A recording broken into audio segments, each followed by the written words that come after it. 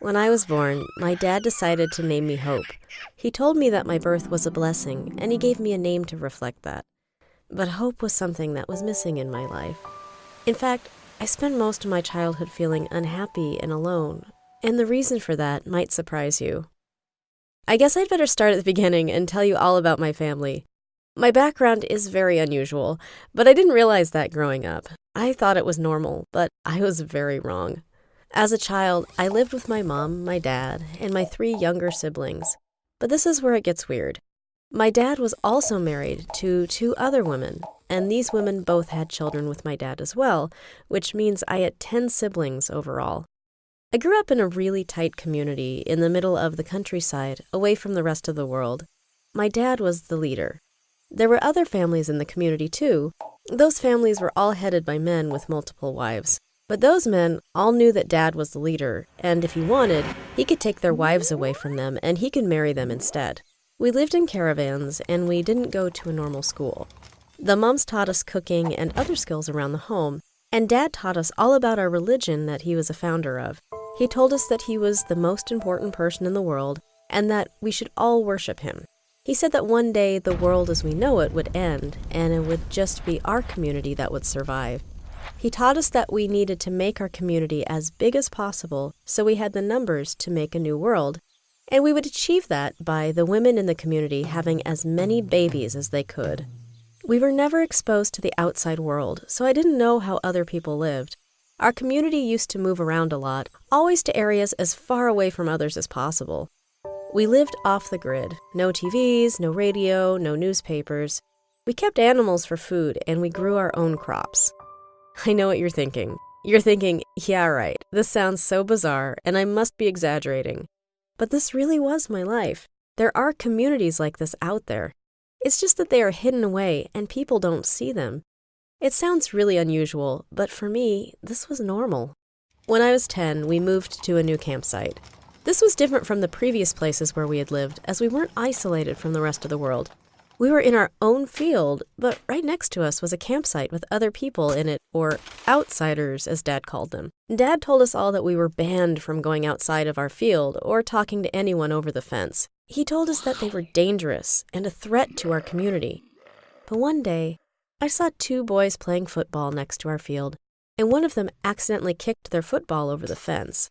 They called out, asking if they could have their ball back. I was nervous, but I took the ball and I threw it back over. Then one of them started talking to me. It was the first time I had ever spoken to an outsider, and I was surprised that they weren't scary. They were nice. The next day, I snuck over the fence and went to play with them. That was when I started to realize that my life was different from others. They lived with their mom and dad their dad had no other wives. They were allowed to watch TV and play computer games, which I had never seen before. They had never heard of my dad and didn't believe that he was a savior. They thought the whole idea was funny. At first, I thought that they were wrong.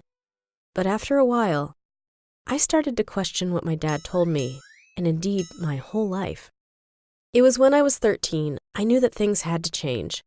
Over the years, I had snuck out of the community many times to see how others lived. I was liking the world on the outside more than the life inside. No one knew that I snuck out, but I had almost been caught several times. I knew I couldn't keep this up. Another change in my life had been my mom. I could see that she was really unhappy. She had had another 2 babies in the last 3 years and was struggling to look after them all, especially as Dad had announced that he was soon going to marry another 2 women. That means he would have 5 wives. So I came up with an idea. I told Mom that I had been sneaking out and I had met outsiders. I told her that the world out there was better than our lives here. It took a while, but I convinced her that we should run away. We came up with a plan that one night, Mom, me, and my 5 siblings would all sneak out and try and get as far away from the community as possible. She told me that she would sneak away from Dad that night and come to get me and my siblings. That night came, and I waited up all night for Mom to come and take us away, but she never did. The next day, she acted as nothing had happened. She refused to acknowledge that she had ever planned to run away. She said that our home was in the community, and that was the end of that conversation. A few days later, my dad broke some news to me. He told me that he had found out that I had been sneaking out and that he forbade it. But instead of punishing me, he had forgiven me, and that he had good news. He had arranged for me to marry one of the men in the community the next day. My new husband would keep an eye on me and ensure that I never snuck out again. The man he had chosen for me to marry already had a wife, and he was 43 years old. I was only 13. I couldn't think of anything worse. I was too scared to tell him that I didn't want to marry that man, so I told my mom instead. She said that I had no choice. I had to obey my dad. That night, I couldn't sleep. I was so scared about getting married. So scared, I knew I had to do something. I got up, packed a few clothes in a bag, and crept out of the caravan. I moved silently, frightened that someone would see me, but nobody did. I climbed over a fence and into the next field. I then ran as fast as I could and got out of the campsite and headed down a road, with no idea where I was or where I was going. Exhausted, I walked through the night, and then when it was light, I hitchhiked as far away as possible. I asked a driver to drop me off in the middle of a city. I didn't tell him where I had come from, but he could see that I was scared, so he gave me some money for food before he drove off. I had never been to a city before, and it was terrifying. I considered going back home, but I had no idea how to get back to the campsite or where it was, and I knew if I went back, I would probably be punished for my disobedience. I had made my choice. That night, I slept in a shop doorway. I was cold, hungry, and frightened. During the day, I begged for money for food and drink, and every night, I tried to find somewhere safe to sleep. I did this for a while, and I was scared all of the time. I had no idea how I would survive. That was 10 years ago, and some days, I can't believe that was my life. I was eventually found by the police, who put me in a children's home. After a while, I was fostered with a normal family. I went to school, and although it took a lot of readjusting, I managed to get some qualifications. I am a social worker now. I spend my days helping children in need. These children had difficult childhoods. My experience has helped me understand these children, and I'm so pleased that I can help them.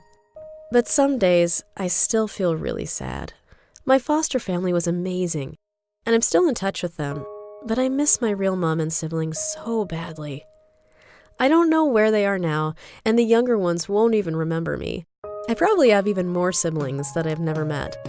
I have no idea where they are, so getting in touch with them would be next to impossible. I just hope that wherever they are safe.